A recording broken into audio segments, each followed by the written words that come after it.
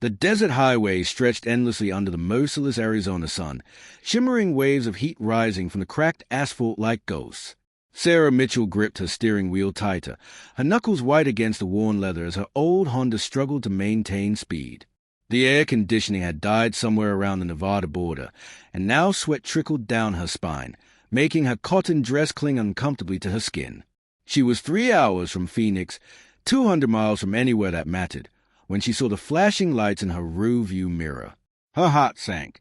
The patrol car seemed to materialize from nowhere, its red and blue strobes cutting through the afternoon glare like warning beacons. Sarah checked her speedometer nervously. 6-2 in a 6-5 zone. Her registration was current. Her insurance was paid. She hadn't done anything wrong, yet the familiar knot of anxiety twisted in her stomach as she eased the car onto the narrow shoulder. Deputy Marcus Crane watched the Honda pull over with cold satisfaction. He'd been following the vehicle for the past 5 miles, studying the woman behind the wheel through his polarized sunglasses. Alone. Out-of-state plates. No other traffic for miles in either direction. Perfect. He radioed in the stop to dispatch, his voice professionally detached, then took his time approaching the vehicle. Let her sweat a little. Fear made people compliant. Sarah rolled down her window, the hot desert wind immediately flooding her car with scorching air that felt like opening an oven door.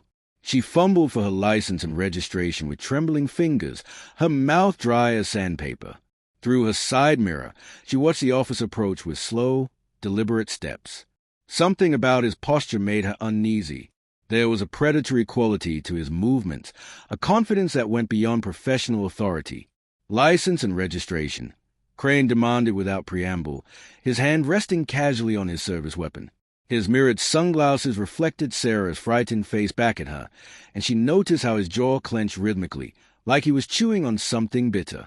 He wasn't a large man, but there was a wiry strength to him, a coiled tension that suggested violence lurking just beneath the surface. "I wasn't speeding, officer," Sarah said quietly, handing over her documents with a shaking hand. "Is there a problem?" Crane took the papers without responding, studying them with theatrical slowness. California license. Sarah Jane Mitchell, age 32. The photo showed a prettier version of the woman in front of him, one who hadn't been crying recently.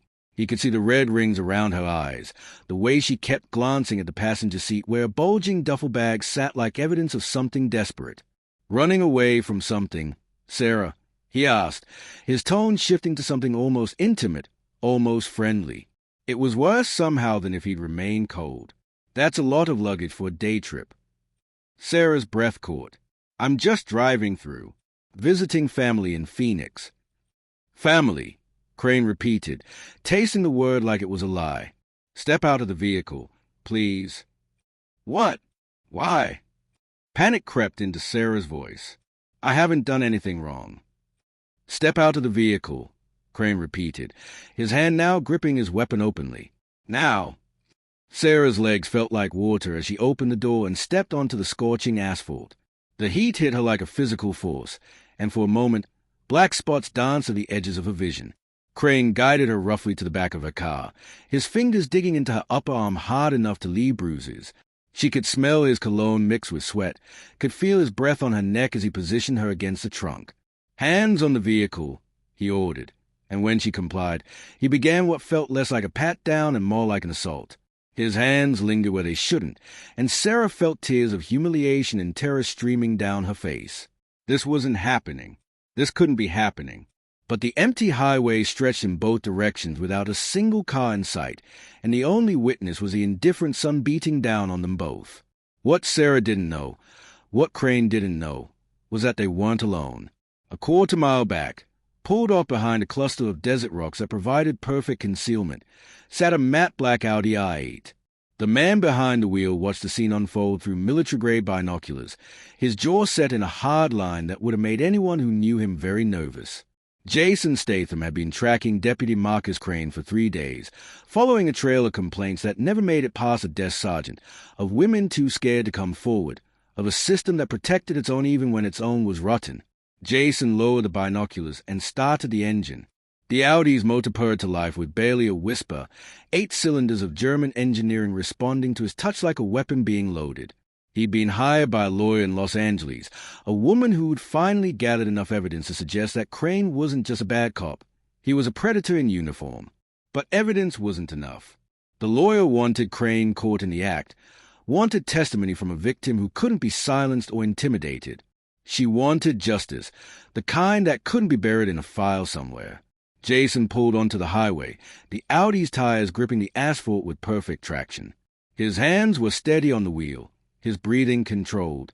He'd done a lot of things in his life that lived in the gray areas of legality, but stopping a cop from assaulting a woman on a desert highway, that was about as black and white as it got.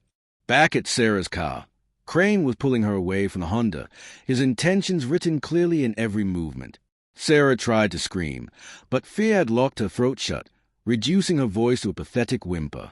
She could see her phone sitting on the passenger seat. Might as well have been on the moon for all the good it did her. Then she heard it, the sound of an engine approaching fast, the Doppler effect making it seem like salvation itself was racing toward them. Crane heard it too and jerked his head up, his hand moving instinctively to his weapon. The black Audi was closing the distance between them at a speed that should have been impossible on this straight stretch of nothing. Jason downshifted, the engine roaring as he brought the car to a controlled stop 50 feet away, positioning the Audi between Sarah and any escape route Crane might consider. He stepped out of the car with the fluid grace of someone who'd been in far more dangerous situations than this, his eyes hidden behind dark sunglasses but his intention crystal clear in every line of his body. "Afternoon, officer," Jason said, his British accent cutting through the desert heat like a cool blade. "Seems like you might need some assistance here." Crane's hand tightened on his weapon, but he didn't draw. Something about this man set off every alarm bell in his predatory instincts. This wasn't some civilian he could intimidate. This was something else entirely. This is official police business. "Move along." Jason smiled, but there was no warmth in it. "See, that's where you're wrong, mate. This stopped being official the moment you put your hands where they didn't belong. And now it become my business." The desert wind picked up, carrying with it the promise of a storm that had nothing to do with weather and everything to do with the reckoning that was about to unfold on this empty stretch of Arizona highway. The three of them stood frozen in a tableau that could have been painted by some modern master obsessed with tension and violence. Sarah remained pressed against her car, her breath coming in short gasps, mascara streaking her face in dark rivulets. Deputy Crane's hand hovered near his holster, his body language screaming threat assessment even as his mind raced to categorize this new variable. And Jason stood with the casual confidence of a man who'd been in countless fights and won most of them, his stance relaxed but ready, weight balanced on the balls of his feet. "I said move along," Crane repeated, his voice gaining an edge of desperation that he tried to mask with authority. "This woman was driving suspiciously. I have probable cause to search her vehicle." Jason took a step closer, his shoes crunching on the gravel shoulder. Up close, Crane could see that this wasn't some random Good Samaritan who'd stumbled onto his little operation. This man had the bearing of someone military, or worse, someone who operated outside the rules entirely. There were scars on his knuckles, the kind you got from hitting things that hit back. His shirt was expensive but practical, the kind designed to allow freedom of movement. And his eyes, when he finally removed his sunglasses, were cold and calculating in a way that made Crane's police training seem like kindergarten. "Probable cause," Jason said, tasting the words like they were rancid. "Is that what you call groping a terrified woman on the side of a deserted highway?" He turned to Sarah, his voice softening almost imperceptibly. "Miss, are you all right?" Sarah opened her mouth, but no words came out. She nodded instead, then shook her head, then dissolved into confused tears. The adrenaline that had been keeping her frozen was beginning to wear off, replaced by the shaking aftermath of shock. "You see that?" Jason continued, his attention back on Crane. "That's what actual trauma looks like. That's what happens when someone with authority abuses their power." He pulled his phone from his pocket with deliberate slowness. "I've been recording this whole interaction from my car. HD video, crystal clear audio. Got you on camera touching her inappropriately. Got her distress. Got everything." The blood drained from Crane's face. His hand moved away from his weapon, but his body tensed in a different way, the cornered animal tension of someone whose world was crumbling in real time. "You can't do that. That's illegal recording of a police officer." "Actually," Jason said with a grim smile. In Arizona, this is a one-party consent state, and I'm a party to anything I witness. But more importantly, you just admitted on camera that you know you were doing something that shouldn't be recorded. Funny how that works. Crane's mind worked frantically. His career was over if this video got out. Worse than over, he was looking at criminal charges, jail time, being on the other side of that blue line in a prison full of people who really didn't like cops. His wife would leave him. His kids would grow up knowing their father was a predator. Everything he'd built, every carefully constructed lie, was about to come crashing down because of this British bastard with a phone and a hero complex. Who are you? Crane demanded, his voice cracking slightly. What do you want? My name's Jason, and what I want is for you to step away from that woman, get in your patrol car, and drive to the nearest police station to turn yourself in. Jason's voice was calm, almost conversational, but there was steel underneath it. You're going to confess to sexual assault, abuse of authority, and whatever other charges a district attorney decides to throw at you. You're going to do this because it's the right thing to do, and because if you don't, I'm going to make sure this video goes viral on every social media platform that exists. You think you're some kind of vigilante. Crane spat, trying to regain some control of the situation. You think you can just show up and play hero? I'm a cop. People believe cops. Not anymore, they don't, Jason said quietly. Not after the past few years. Not after everyone's carrying cameras. And definitely not when the evidence is this clear. He turned to Sarah again. Miss, I need you to listen to me. Are you hurt? Do you need medical attention? Sarah managed to find her voice, though it came out scratchy and raw. I'm okay. I just want to leave. I just want to go home. I know you do, Jason said gently. But I need you to be brave for just a bit longer. I need you to tell me what happened here. I need you to go on record. She doesn't have to say anything, Crane interjected desperately. She's free to go. This was just a routine traffic stop that got misunderstood. Misunderstood, Jason repeated flatly. He looked at Crane with such open contempt that the deputy actually took a step back. You're going to play that card? You're going to stand there and gaslight this woman after what you just did to her? The desert around them seemed to hold its breath. A hawk circled overhead, its shadow passing across the three of them like a bad omen. In the distance, thunder rumbled despite the cloudless sky, the sound carrying across the flat expanse with preternatural clarity. Sarah straightened up, wiping her face with the back of her hand. Something was shifting inside her, some combination of rage and relief and the sudden realization that she wasn't alone anymore. He pulled me over for no reason, she said, her voice growing stronger with each word. He made me get out of the car. He touched me inappropriately during what he called a search. His hands went places that had nothing to do with looking for weapons or drugs. He was breathing heavy. He was excited by it. You lying bitch, Crane snarled, his mask of authority finally slipping completely to reveal the ugliness underneath. I should have. He cut himself off, but the damage was done. Jason's expression hardened into something genuinely dangerous. You should have what? Jason asked softly, taking another step forward. What should you have done, Deputy Crane? What were you planning to do before I showed up? Because I've read your file. I've talked to the other women. I know this isn't your first time. I know there are complaints going back 3 years that mysteriously disappeared. I know you're careful to choose victims who are alone, who are vulnerable, who you think won't be believed. Crane's hand snapped back to his weapon. You don't know anything. You're just some guy with a camera and an attitude. I could arrest you right now for interfering with an officer. You could try, Jason agreed. But here's what would happen. You draw that weapon. I'd disarm you in under 3 seconds, and then you'd be unconscious on the ground while I call the real authorities. Or you could be smart, admit what you've done, and at least maintain some shred of dignity in how this ends. I'm not admitting to anything, Crane said, but his voice wavered. He could see it in Jason's eyes. This man wasn't bluffing. He'd done exactly what he claimed he could do, probably dozens of times. Crane had trained for conflict, had his annual firearms qualification, and his hand-to-hand combat courses. But this man lived in conflict. It radiated from him like heat from the pavement. Jason pulled out his phone again and made a show of checking it. I've got the lawyer who hired me on standby. One call from me and she's contacting the FBI, the state police, the media, everyone. Your department's going to get buried in this. Every case you've ever worked will be reviewed. Every arrest you've made will be questioned. You'll be famous, Crane, just not the way you want to be. You can't prove anything, Crane said, but there was defeat in his voice now. It's her word against mine. No, Jason corrected.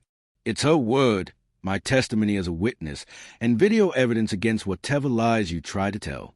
The math isn't in your favor. He paused, letting that sink in. But I'm going to give you one chance here. One opportunity to do the right thing. Come clean. Face the consequences like a man instead of the coward you've been. The judge might show some mercy if you cooperate. Sarah had stopped crying. She stood straighter now, her arms wrapped around herself but her eyes fierce. I want to press charges, she said clearly. Whatever that means, whatever I have to do, I want him to pay for what he did to me. And what about the others? Jason asked. Because you're not the first, Sarah. There are at least 6 other women that we know of.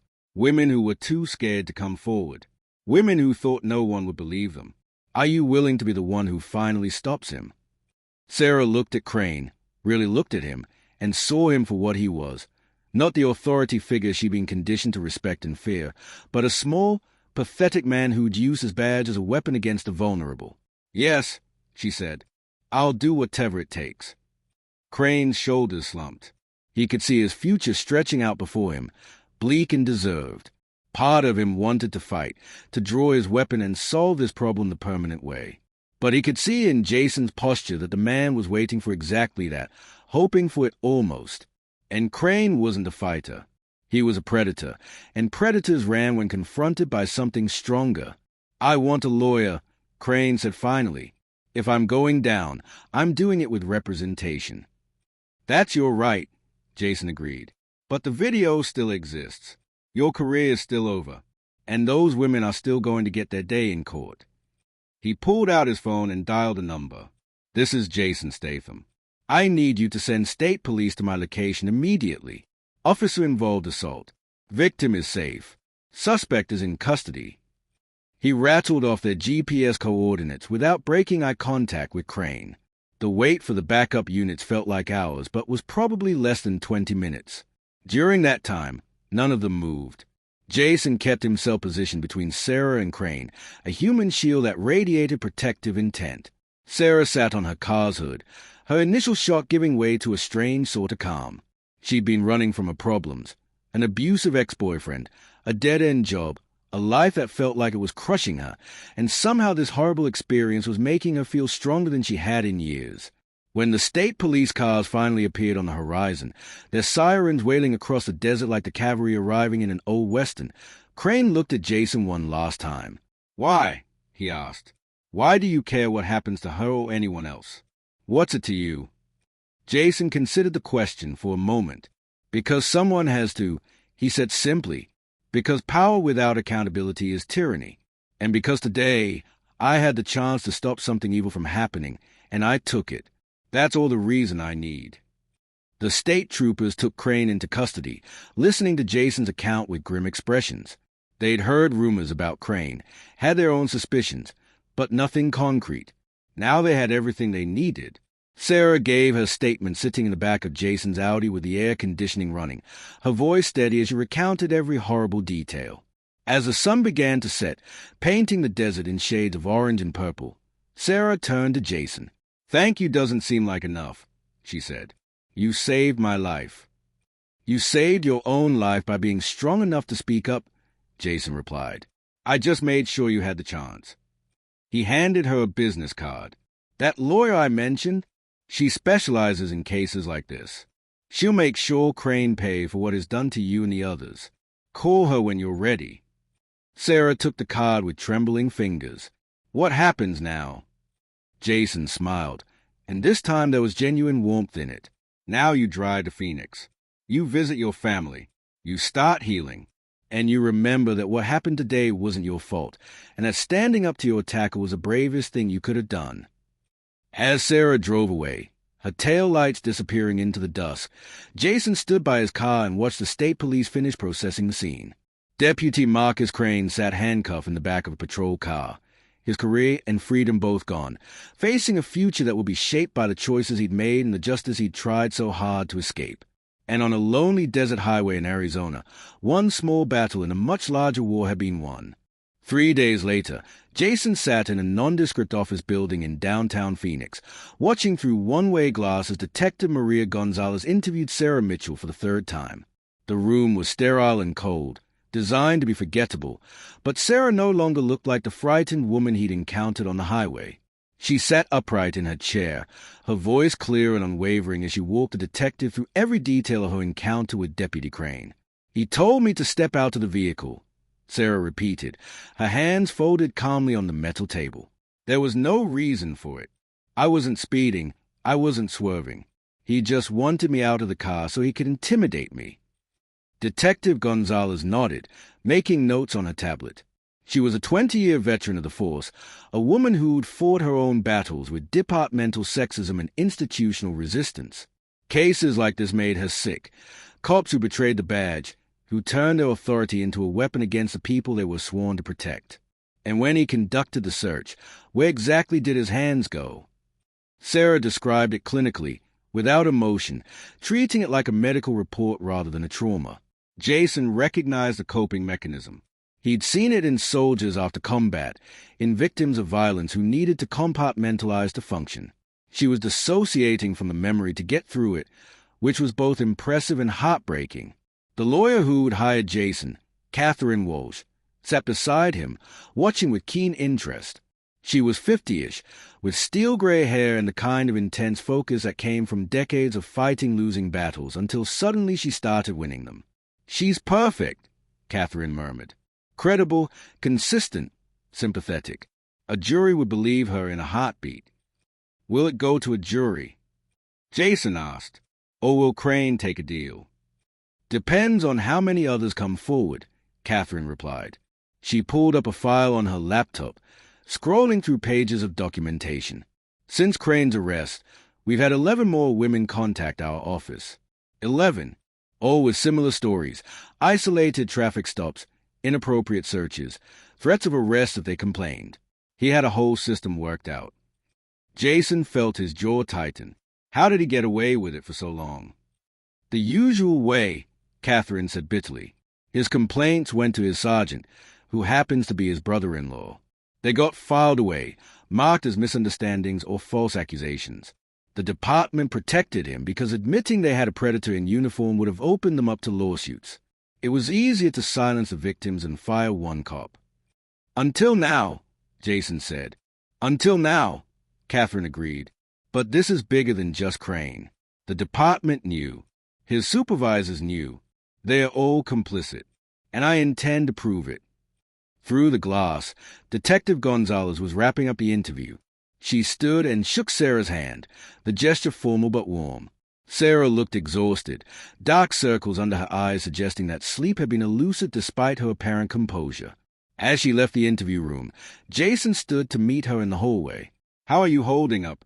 he asked. Sarah managed a tired smile. "Some days are better than others. I keep replaying it in my head, wondering what I could have done differently." "Nothing," Jason said firmly. "There's nothing you could have done differently." He had all the power in that situation. "What you're doing now, testifying, speaking up, that's where your power is." They walked together toward the elevator, their footsteps echoing in the fluorescent-lit corridor. "Catherine told me about the other women," Sarah said quietly. 11 more. That's 11 people who went through what I did, or worse. And they stayed quiet because they thought no one would believe them. But they're coming forward now, Jason pointed out. Because you did first. Because you proved that speaking up matters. The elevator dinged and they stepped inside. Sarah leaned against the wall, her exhaustion evident. I keep thinking about what would have happened if you hadn't shown up. If you hadn't been following him. If you hadn't stopped. Jason didn't have an answer for that. The truth was that he thought about it too, in the quiet moments late at night. How many other women had Crane assaulted when there was no one watching? How far would he have gone with Sarah if Jason hadn't intervened? The possibilities haunted him.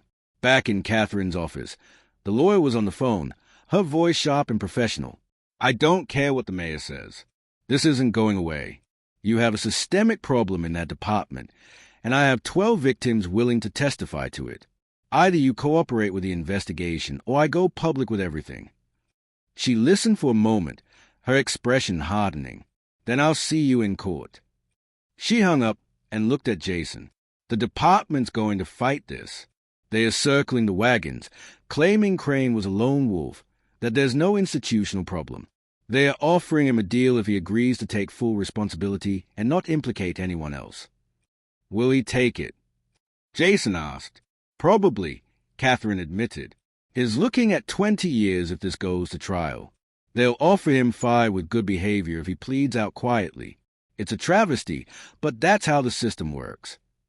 Jason stood and walked to the window, looking out at the Phoenix skyline. The city sprawled beneath them, millions of people going about their lives, unaware of the small battle being fought for justice in rooms like this. What about the other women? Do they get justice if Crane takes a deal? Civil suits, Catherine said. We go after the department's insurance, make them pay millions in damages. It won't feel like justice, but at least they'll get compensation. And maybe, just maybe, the department will think twice before protecting the next predator who pins on a badge. Over the following weeks, Jason became deeply involved in the case despite his initial intention to remain on the periphery. He tracked down witnesses, collected evidence, and conducted interviews with Crane's former colleagues. What he discovered painted a disturbing picture of institutional corruption that went far beyond one bad cop. Crane's sergeant had received at least 15 complaints over a 3-year period. Not only had he buried them, but he'd actively intimidated some of the women who came forward, suggesting that making false accusations against a police officer was itself a crime. 2 women had been threatened with arrest. One had lost a job after the department contacted her employer with thinly veiled suggestions about her credibility. Jason sat in a coffee shop across from Jennifer Hartley, a 38-year-old nurse who'd been stopped by Crane 2 years earlier. She stirred her tea nervously, her eyes darting toward the door as if expecting trouble. I told his sergeant everything, she said. I was so specific about what happened, where he touched me, what he said. And the sergeant just sat there and told me that Deputy Crane was a decorated officer with an exemplary record. He said if I pursued the complaint, they'd have to investigate me too. Look into my background, question my co-workers, pull my medical records. Medical records? Jason asked. Jennifer nodded. I take antidepressants. Have for years. It's no big deal. Lots of people do. But the sergeant made it sound like it meant I was crazy, unstable. He said a good defense attorney would tear me apart on the stand, make me look like I was making it up for attention. I believed him. I dropped the complaint. Jason recorded her statement on his phone, adding it to the growing pile of evidence that the department hadn't just failed to protect victims, they'd actively worked to silence them. Each interview made him angrier, and he had to work to keep his voice professional and his questions neutral. At night, he'd return to his hotel room and review the footage from the highway stop, studying every frame. Crane's body language, Sarah's visible fear, the isolation of the location. It was all there, preserved in digital clarity. But he knew that video evidence alone wasn't always enough. Character mattered in court. Credibility mattered. And the system had a way of protecting its own. He called Catherine late one evening, after his 4th interview of the day. I've got 6 more women who never filed official complaints but are willing to testify. Their stories are all consistent. Same location patterns, same behavior, same threats afterward. That's good, Catherine said, but she sounded tired. The department's pushing hard for Crane to take the deal. They want this buried before election season. Of course they do, Jason said bitterly. Can't have a scandal when the sheriff's up for re-election. There's something else, Catherine continued.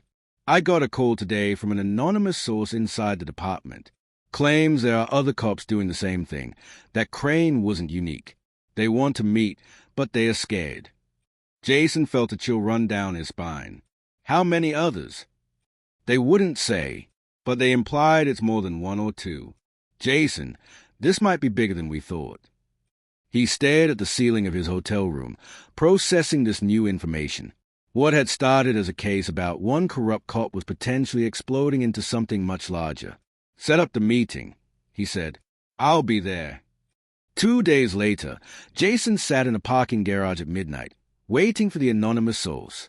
A figure emerged from the shadows, wearing a hoodie that obscured their face. As they got closer, Jason recognized her.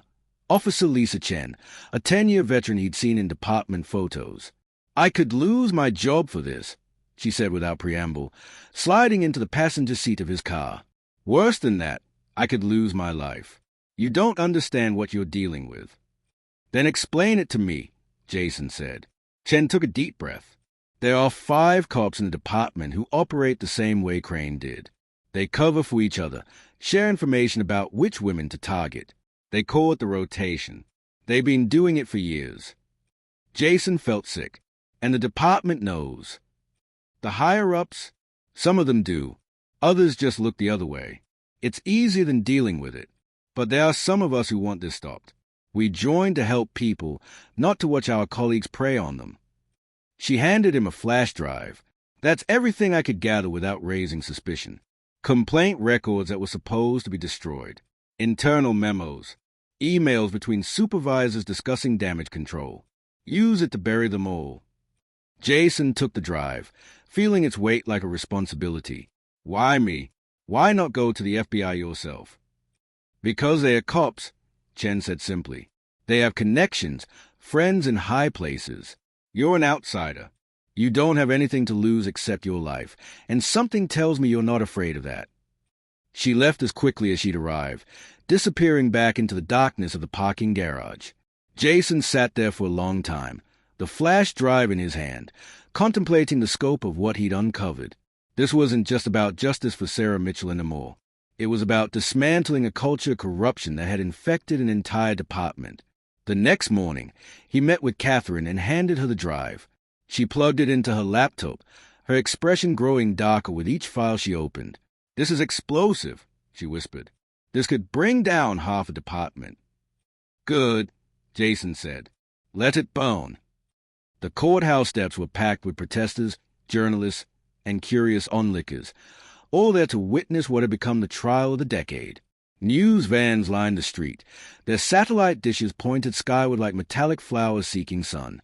Sarah Mitchell sat in Catherine Walsh's car, staring at the crowd through tinted windows, her hands clenched so tightly in her lap that her fingers had gone white. "I can't do this," she whispered. "Look at all those people. Everyone's going to be watching, judging." Jason sat in the back seat, leaning forward so Sarah could see him. "You've already done the hardest part. You survived. You spoke up. Walking through that door and telling your truth, that's just the final step. What if they don't believe me?" Sarah's voice cracked. "What if the jury thinks I'm lying?" Catherine turned in the driver's seat, her expression fierce. "Sarah, listen to me. You are one of 12 women testifying against Marcus Crane. 12 women with 12 consistent stories. The defense can try to discredit 1 or 2 of you, but 12? That's a pattern. That's evidence. And with Jason's video and Officer Chen's documents, we have them cornered. The past 6 months have been a whirlwind of legal maneuvering, media attention, and personal hell for everyone involved. Crane had initially taken a plea deal, 5 years for 1 count of sexual assault, but Catherine had refused to let it stand. She had gone public with the evidence from Chen's flash drive, forcing the district attorney's hand. The case had been reopened, expanded, and turned into a federal investigation of the entire department. 3 other officers had been arrested. The sheriff had resigned in disgrace. And Marcus Crane, facing multiple counts of sexual assault, kidnapping, abuse of authority, and conspiracy, was now looking at a minimum of 40 years in prison if convicted on all charges. The trial had been moved to a larger courthouse in the capital to accommodate the public interest. Judge Margaret Reeves, a no-nonsense jurist with a reputation for fairness, presided over proceedings with an iron fist. She'd already threatened to hold both the prosecution and defense in contempt when their questioning got too aggressive. Sarah finally took a deep breath and nodded. "Okay, let's do this." They entered through a side door to avoid the media circus. But Sarah could feel the weight of attention the moment she stepped into the courtroom. The gallery was packed, every seat filled with journalists, victims' advocates, and members of the public who'd been following the case obsessively online. At the defense table sat Marcus Crane, looking smaller somehow than he had on that desert highway. Prison had hollowed him out, or maybe it was just that without his uniform and badge, he was revealed as what he truly was, an ordinary man who'd done extraordinary evil. The prosecution called Sarah as their fourth witness. The first three women had already testified to similar experiences, establishing the pattern that Catherine had promised. Their stories were heartbreaking. Women pulled over for minor violations or nothing at all, subjected to invasive searches, threatened with arrest if they complained. One woman had been assaulted in Crane's patrol car while he was supposedly driving her to the station for a breathalyzer test. Another had been followed home and assaulted in her own driveway. Sarah walked to the witness stand on legs that felt disconnected from her body.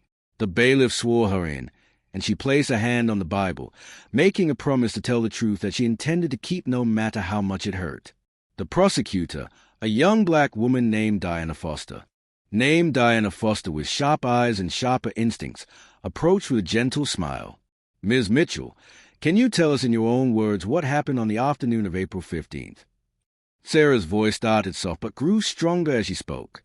She described the empty highway, the flashing lights, the growing sense of dread as Crane approached her vehicle. The courtroom fell silent as she recounted the stop, every detail preserved in her memory with painful clarity.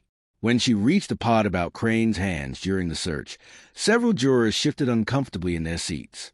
"He wasn't looking for weapons," Sarah said, her voice steady now despite the tears streaming down her face. "His hands lingered. His breathing changed. He was enjoying it. I could feel that he was enjoying my fear." Objection! Crane's defense attorney shot to his feet. Robert Milhouse was a high-priced lawyer from a firm that specialized in defending police officers. He wore a $1,000 suit and an expression of practiced outrage. "The witness is speculating about my client's state of mind." "Sustained," Judge Reeves said. "Ms. Mitchell, please stick to what you observed and experienced directly." Diana nodded. "What happened next, Ms. Mitchell?" "He pulled me away from my car. I thought he was going to—" Sarah paused, swallowing hard. "I thought he was going to rape me. We were alone. There was no one around for miles. And then I heard another car approaching." "Can you describe that car?" "It was black, expensive looking. It pulled up and a man got out." Sarah's eyes found Jason in the gallery. He asked if everything was okay. Deputy Crane told him to leave, but he didn't. He stayed. "He protected me."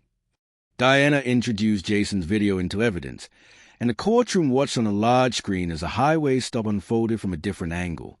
The footage was damning. Crane's hand clearly visible where they shouldn't be, Sarah's body language screaming distress, the deputy's aggressive posture when Jason confronted him. When the video ended, the silence in the courtroom was absolute. "Ms. Mitchell," Diana continued, "why did you decide to press charges?" Sarah looked directly at the jury. "Because he needed to be stopped. Because I knew I wasn't the first, and if I stayed quiet, I wouldn't be the last. Because women deserve to feel safe, even during a traffic stop. Especially during a traffic stop." When it was Milhouse's turn for cross-examination, he tried to paint Sarah as unstable, pointing to the fact that she was fleeing an abusive relationship, suggesting she was predisposed to see threats where none existed. But Sarah held firm, answering each question with calm precision. Catherine had prepared her well. "Isn't it true, Ms. Mitchell, that you've been diagnosed with anxiety disorder?" Milhouse asked, his tone implying this somehow invalidated her testimony. "Yes," Sarah said, "I have anxiety. That doesn't mean I imagine being assaulted. If anything, it means I'm more aware of danger, not less." "And isn't it convenient that this supposed assault happened just as a man with a camera showed up to rescue you?" "Convenient?" Sarah's voice rose slightly. "There's nothing convenient about being violated by someone who's supposed to protect you. Mr. Statham didn't rescue me. He gave me a chance to be heard. That's all any of us wanted." The cross-examination lasted 2 hours, but Milhouse couldn't shake Sarah's story. When she finally stepped down, emotionally exhausted but intact, Catherine squeezed her hand. "You were perfect," she whispered. The trial continued for 3 more weeks. Each of the 12 women testified, their stories forming a mosaic of systematic abuse that was impossible to dismiss. Officer Lisa Chen took the stand and walked the jury through the internal documents she provided, showing how complaints had been deliberately buried. A forensic accountant testified about suspicious cash deposits in Crane's bank account, payments from the other officers in what Chen had called the rotation, buying his silence about their activities. Jason was called to testify on the trial's 18th day. He walked to the stand with the same calm confidence he'd shown on the highway, but inside, he felt the weight of what this case represented. This wasn't just about putting one corrupt cop in prison. It was about sending a message that the system could be held accountable. Diana Foster walked him through his background.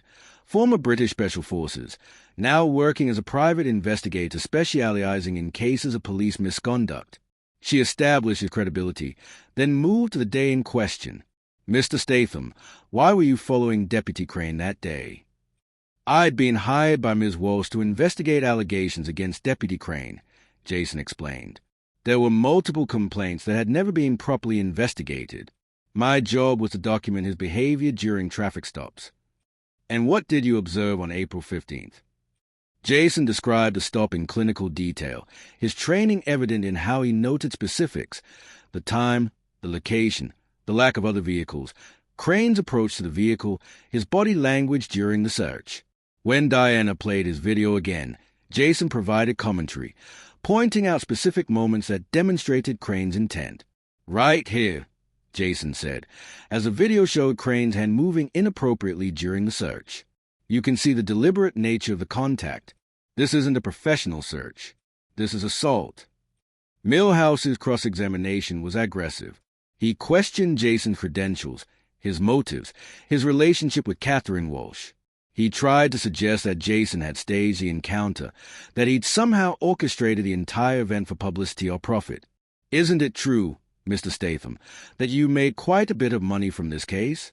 Speaking engagements, book deals. I haven't accepted a penny beyond my initial investigative fee, Jason replied evenly. And I won't. This isn't about money. It's about justice. Justice, Milhase repeated mockingly. Or is it about playing hero? About inserting yourself into a situation to feed your ego? Jason's jaw tightened, but his voice remained calm. If I hadn't inserted myself, as you put it, Sarah Mitchell would have been raped on that highway. So yes, I suppose you could say my ego requires me to stop sexual predators when I witness them in action. If that's a character flaw, I'll wear it proudly. The gallery erupted in applause, and Judge Reeves had to bang her gavel for order. Milhase wisely decided to end his questioning there. The prosecution rested after 23 days of testimony. The defense put up Crane's fellow officers, who testified to his character, his dedication to duty, his awards, and commendations. But under cross-examination, Diana Foster systematically destroyed their credibility. She showed how 3 of them were under investigation themselves. She demonstrated that their testimony was coordinated, rehearsed, false. Crane himself chose not to testify, exercising his Fifth Amendment right. But his absence from the stand spoke volumes. A man who claimed innocence, who insisted he'd done nothing wrong, refused to defend himself under oath. The closing arguments were masterful on both sides. Milhouse painted Crane as a dedicated officer whose career had been destroyed by a conspiracy of vindictive women and an attention-seeking investigator. Diana Foster simply pointed to the evidence. 12 women, 1 pattern, video documentation, and internal documents showing institutional cover-up. Ladies and gentlemen of the jury, Diana said in her closing, this case is about power and its abuse. Marcus Crane had power, the badge, the uniform, the gun. He used that power to terrorize vulnerable women. He used it to satisfy his own depraved urges. And when those women tried to speak up, the system protected him. The system silenced them. Until now. She paused, looking each juror in the eye. Sarah Mitchell could have stayed quiet. All 12 of these women could have stayed quiet. It would have been easier, safer, less painful. But they chose to speak. They chose to stand up. They chose to believe that justice was possible. Now you have to choose whether they were right to believe, whether their courage matters, whether the system can finally work the way it's supposed to. The jury deliberated for 3 days. Sarah spent those days in a fog of anxiety, unable to eat, barely sleeping. Jason stayed close, along with Catherine and several of the other victims. They'd formed a bond through this ordeal, a support network of survivors who understood what each other had endured. When the call came that the jury had reached a verdict, they all rushed back to the courthouse. The gallery filled quickly. The same crowd that had been there for opening statements now returned for the finale. Crane was led in wearing his prison jumpsuit, his expression blank. Judge Reeves entered and everyone stood. She took her seat and nodded to the bailiff. "Please bring in the jury." The 12 men and women filed in, their faces carefully neutral. Sarah tried to read them, to find some hint of which way they decided, but they gave nothing away. "Has the jury reached a verdict?" Judge Reeves asked. The foreman, a retired teacher in her 60s, stood. "We have, Your Honor. On the count of sexual assault in the first degree, how do you find?" "Guilty." The words seemed to echo in the cavernous courtroom. Sarah felt her knees go weak, and Jason's hand steadied her. "On the count of kidnapping." "Guilty." "On the count of abuse of authority." "Guilty." The foreman continued through all 27 counts. "Guilty, guilty, guilty." With each verdict, Sarah felt something shift inside her, some weight lifting that she hadn't realized she'd been carrying. Around her, the other victims were crying, holding each other, experiencing their own private moments of validation and relief. Crane showed no emotion as the verdicts were read. He simply sat, staring straight ahead, as his entire life crumbled around him. When the foreman finished, Judge Reeves set a sentencing date for 6 weeks later and remanded Crane to custody pending sentencing. As the deputies led him away, Crane's eyes found Sarah's in the crowd. For just a moment, she saw something there, not remorse, but recognition, an acknowledgement that she had beaten him, that all of them had beaten him. Then he was gone, disappearing through the door that led back to jail, where he would spend the rest of his life. Outside the courthouse, the media swarmed. Catherine gave a prepared statement, flanked by all 12 victims. Sarah stood in the center, her head high, her voice clear as she read from notes she'd prepared. Today, justice was served. But more than that, today 12 women were heard. We were believed, and we were validated. To every victim of police misconduct who's watching this, who's wondering if speaking up is worth it, it is. It's hard. It's painful, but it's worth it, because silence protects predators, and our voices, together, can bring them down. Jason stood at the back of the crowd, watching Sarah transform from victim to advocate in real time. This was why he did this work. Not for the confrontation on the highway or the satisfaction of catching a criminal, but for this moment, when someone who'd been broken found the strength to rebuild themselves into something stronger. As the press conference ended and the crowd began to disperse, Sarah made her way to Jason. "I never properly thanked you," she said, "for everything you did, for believing me when no one else would." "You did all the hard work," Jason replied. "I just made sure you had the chance." Still, Sarah insisted, "You changed my life. You changed all of our lives." Jason smiled. "Then use that change for something good. Help the next person who needs it. That's thanks enough." They stood together on the courthouse steps as the sun set over Phoenix, casting long shadows across the plaza. Somewhere in the city, other victims of police misconduct were watching the news, wondering if they too could find the courage to speak up. And somewhere, other corrupt cops were realizing that the protection they counted on was finally crumbling away. The battle wasn't over. It would never be completely over. But today, at least, they'd won. 6 months after the trial, Jason found himself back in Phoenix, though this time as a guest rather than an investigator. The Police Reform Coalition was hosting its annual conference at a downtown hotel, and Sarah Mitchell was a keynote speaker. Jason sat in the audience, watching as a woman he'd met on that desert highway commanded the stage with a presence that seemed impossible given where she'd started. Systemic change doesn't happen overnight, Sarah told the crowd of activists, lawyers, and reformed law enforcement officers. It happens in small victories, in individual acts of courage, in people deciding that they won't be silent anymore. It happens when we hold institutions accountable and when we demand better from the people sworn to protect us. The Marcus Crane case had become a watershed moment in the national conversation about police accountability. His conviction on all 27 counts had sent shockwaves through law enforcement communities across the country. The subsequent investigation into his department had resulted in 14 more arrests, including his former sergeant and 3 supervisors who would help cover up complaints. The sheriff had been indicted on charges of conspiracy and obstruction of justice. The entire department had been placed under federal oversight, but the ripple effects extended far beyond one corrupt police force. Crane's case had inspired dozens of other victims to come forward in cities nationwide. Catherine Walsh's firm had been flooded with calls from women who'd suffered similar abuses, who had been silenced by systems designed to protect officers rather than citizens. Catherine had expanded her practice, bringing on 5 new attorneys who specialized in police misconduct cases. They were drowning in work, which was both encouraging and depressing in equal measure. Jason had continued his investigation work, but now with a national profile that made his job both easier and harder. Easier because witnesses trusted him, because his name carried weight. Harder because corrupt officials knew he was coming, could prepare, could hide evidence more effectively.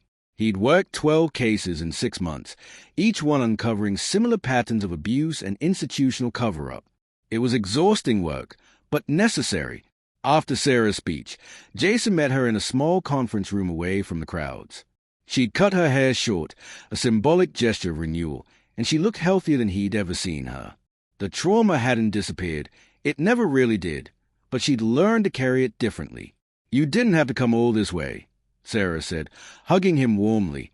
"I know you're busy." "Wouldn't have missed it," Jason replied. "Besides, I have news about Crane." Sarah's expression shifted slightly, the old fear flickering across her face before she mastered it. "What about him?" "He was attacked in prison last week. 3 inmates, all serving time for violence against women. They heard about what he did, decided to deliver their own form of justice. He's in the infirmary now, stable but badly beaten." Sarah sat down heavily, processing this information. "I should feel something about that. Satisfaction, maybe, or vindication. But I just feel tired." "That's normal," Jason said gently. "Revenge doesn't heal wounds. Justice does, but even that has limits.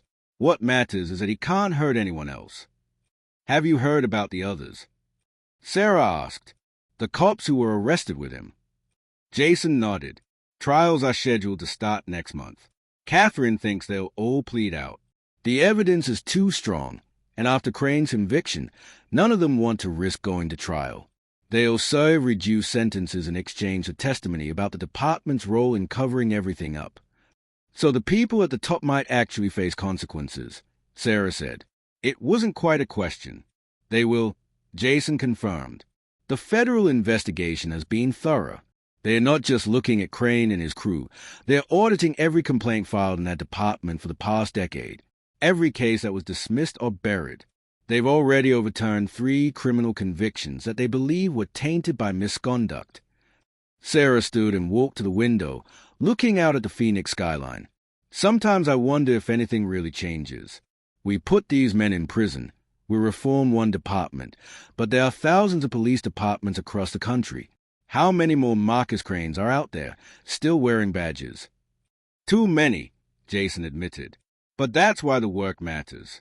Every case we expose, every officer we hold accountable, every victim who comes forward, it chips away at the culture that allowed this to happen. Change is slow, but it's happening." They were interrupted by a knock on the door. Officer Lisa Chen entered, now wearing civilian clothes. She'd resigned from the police force 3 months earlier, unable to continue working for an institution she no longer trusted. She'd become an advocate for police reform, using her insider knowledge to help draft new policies and training protocols. "Sorry to interrupt," Chen said, "but there's someone here who wants to meet you both." She stepped aside, and a young woman entered hesitantly. She was maybe 25, with dark circles under her eyes and the haunted look Jason had learned to recognize. Another victim. "My name is Emily Sanchez," the woman said softly. "I was pulled over 6 months ago by an officer in New Mexico. He did things similar to what happened to Ms. Mitchell. I filed a complaint, but nothing happened. I saw the news about the Crane trial, about how you helped all those women. and I thought maybe... Sarah across the room quickly, taking Emily's hands in his. You came to the right place. We'll help you. Catherine's firm handles cases like yours. We'll make sure your voice is heard. Emily's eyes filled with tears. I was so scared to come forward. Everyone kept telling me it would ruin my life, that no one would believe me, that I should just forget about it and move on. Moving on doesn't mean staying silent, Sarah said firmly. It means healing while demanding accountability. You can do both. Jason watched the interaction, feeling that familiar mix of anger and hope. Anger at a system that forced victims to be heroes just to get basic justice. Hope because despite everything, people like Emily were still finding the courage to speak up. Over the next few hours, they sat with Emily and recorded her statement. Her story was horrifyingly familiar: an isolated traffic stop, an officer who took his time searching her, threats about what would happen if she complained. She'd gone to the local police station the next day, filed a report with a sergeant who had been openly skeptical. The complaint had been investigated and dismissed within 48 hours. Do you still have a copy of the report? Jason asked. Emily nodded, pulling papers from her bag. I made copies of everything. I didn't trust them not to lose it. Jason reviewed the documents, his expression darkening. The investigation had been a joke. No interviews with witnesses, no review of dashcam footage, just a cursory statement from the accused officer denying everything. This is textbook cover-up, he said. They never intended to investigate properly. Can you help her? Sarah asked. Yes, Jason said, but it won't be easy. We'll need to establish a pattern. Find other victims of this officer. Document the department's history of ignoring complaints. It'll take time. I have time, Emily said. I've already lost my job because I couldn't focus, couldn't stop having panic attacks. My boyfriend left because he couldn't handle my trauma. I have nothing left to lose. Then let's make sure you have something to gain, Catherine Walsh said, entering the room. She'd been briefed by Chen and had come immediately. Emily, I'm going to be straight with you. This will be hard. They'll try to discredit you. They'll drag your past through the mud. They'll make you relive the worst moment of your life repeatedly. But if you're willing to fight, I'm willing to fight with you. Emily straightened her shoulders, something hardening in her eyes. I'm willing. As the sun set over Phoenix, they began planning the next battle.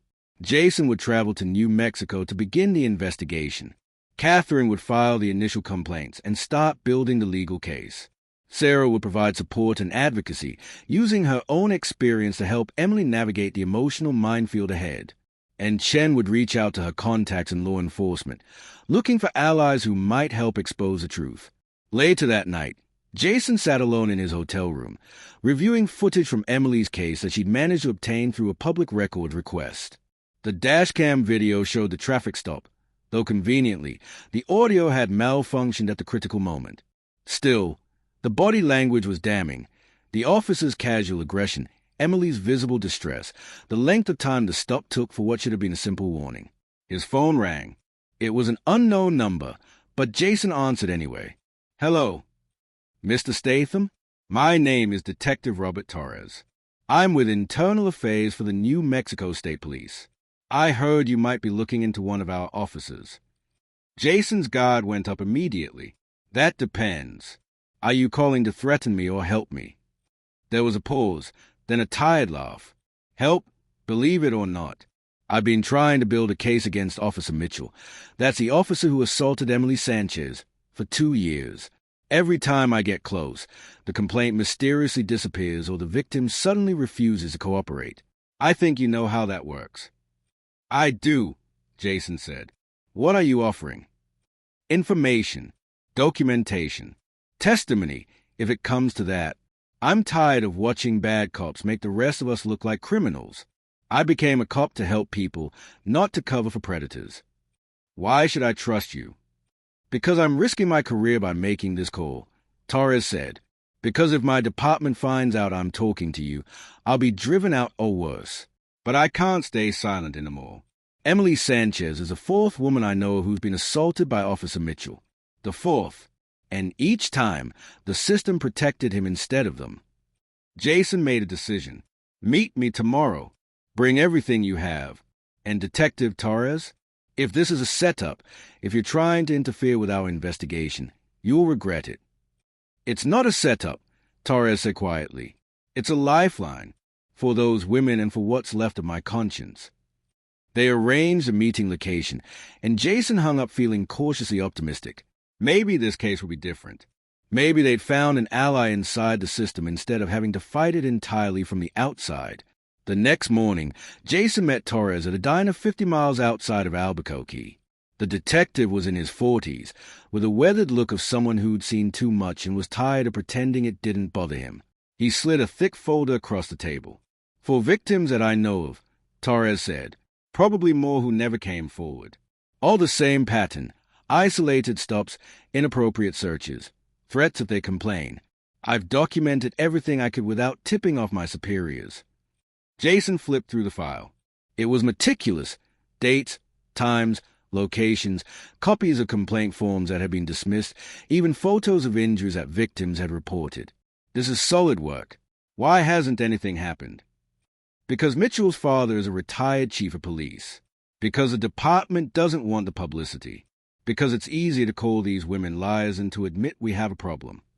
Torres looked down at his coffee. I joined the force because my father was a cop. Good cop, honest cop. He taught me that the badge was a responsibility, not a license. He'd be ashamed of what I've let slide. You're trying to fix it now, Jason pointed out.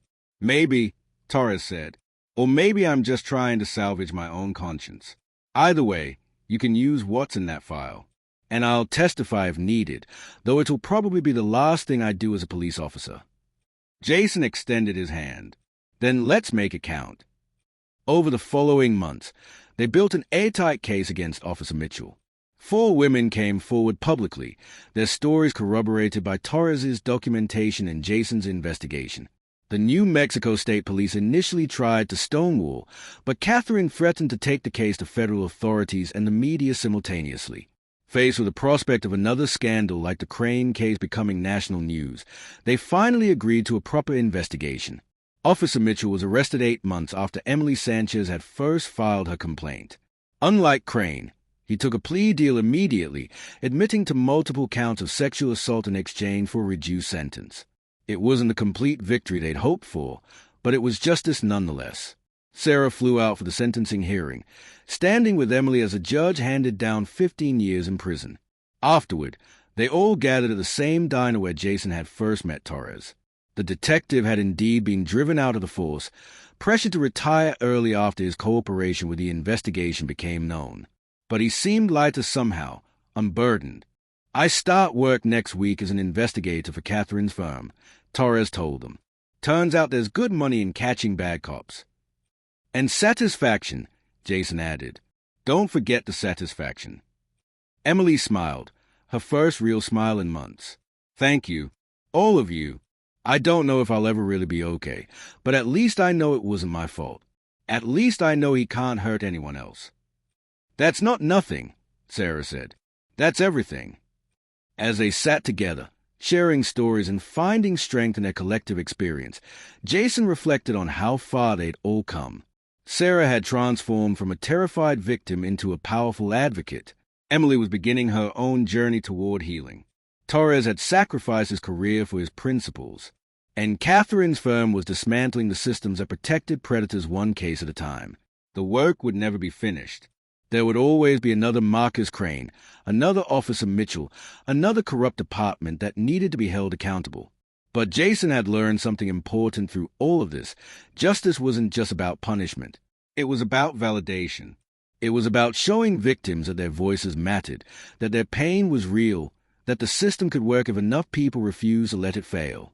That night, Jason drove back to Phoenix alone, the desert highway stretching before him under a canopy of stars. He thought about that day 6 months ago when he'd pulled up behind a police cruiser and witnessed Marcus Crane assaulting Sarah Mitchell. He'd been in the right place at the right time, armed with a camera and the willingness to act.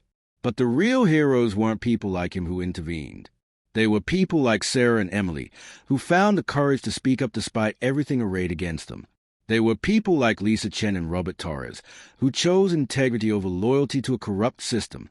They were people like Catherine Walsh, who dedicated their lives to fighting battles that often seemed unwinnable. Jason's phone buzzed with a text from Catherine. New case. Houston PD looks bad. You interested? He smiled and typed back a single word. Always. Because that's what he did. He showed up. He documented. He protected. And when the system failed, he helped victims fight back. It wasn't glamorous work. It didn't always end in victory. But it mattered. As he drove through the night, Jason thought about all the women who were out there right now, suffering in silence, wondering if anyone would believe them, if anything would change. He couldn't save them all. No one person could. But he could save some of them. And maybe, just maybe, those individual victories would add up to something bigger. A culture shift. A reckoning. A world where the Marcus Cranes didn't get to hide behind badges and uniform. Where victims would believe. Where justice was more than just a word people said but didn't mean. The highway stretched on, and Jason kept driving. There was always another case, another victim who needed help, another fight that needed fighting. His work was never done, and he wouldn't have it any other way.